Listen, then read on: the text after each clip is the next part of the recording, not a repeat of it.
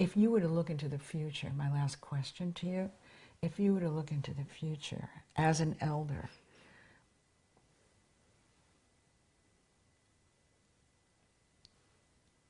what would you like to see? What would you like to make sure? It's interesting. I, in some ways, don't look into the future. Mm. I did. I mean, Len and I had this mutual dream that whatever it was we were bringing into the world, that it would have an organic life. Mm. And also I realized it would die someday, like everything. It would, and then it would be reborn in some way. Mm.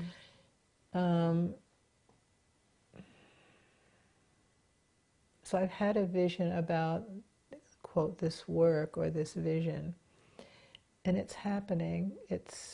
I meet people now who studied with someone, whatever, and we have something in common. I would love, obviously, for the world to be more peaceful and people to be more, whatever, more alive. But I realize it's not my responsibility, and whatever I envision, I'll either be disappointed or I'll feel, oh, I told you so, kind of thing. And I kind of let go. I think because I was so ill and I thought I had no future, I let it go. And what did the illness teach you? To be present, actually. It taught me a lot of very specific things also, how to regenerate a nervous system. I mean, I learned... And how would you say to regenerate a nervous system? By doing it. By doing it, meaning what? It's not a word thing. It's a process thing. Okay, but just in terms of process, kinesthetically, can you just give us an idea of that? If someone has a somatic nerve, skeletal muscular nerve difficulty, it's not that hard actually to regenerate. Although this is something that you're very, very aware of with your work with spinal cord injuries and other kind of injuries. And Christopher Reeve, at least through other means, proved that it's possible in ways that other people can believe because they did it for something they could measure on a machine or something.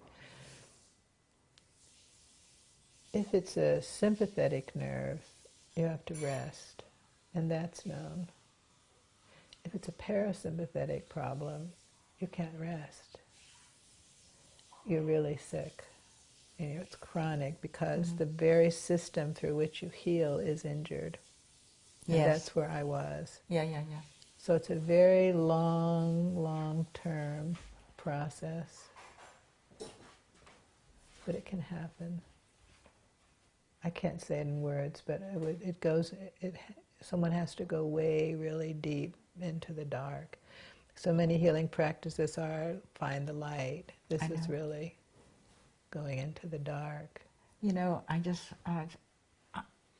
I've been working in the dark for several years now because I do feel that is the gestating cloister in a certain way, and it's so interesting to hear you say that that ability to be able to, and it's so interesting to hear you say the issue of the parasympathetic being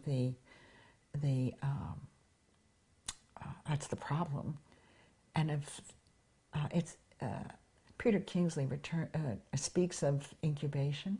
Have you ever listened to him? Do you know who he is? Oh, he's a Sufi writer.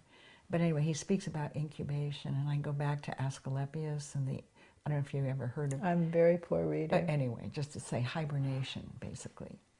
The hibernating capability of sinking into the darkness, where you're really at the cusp of where life and death meet, would you say?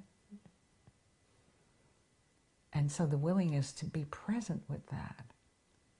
It's the way through. I think it is too. Yeah.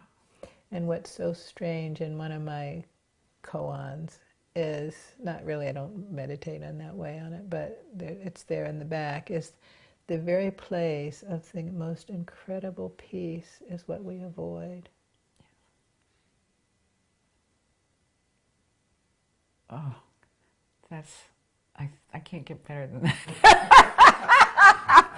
Oh my God. Ah. Thank you. Whoa.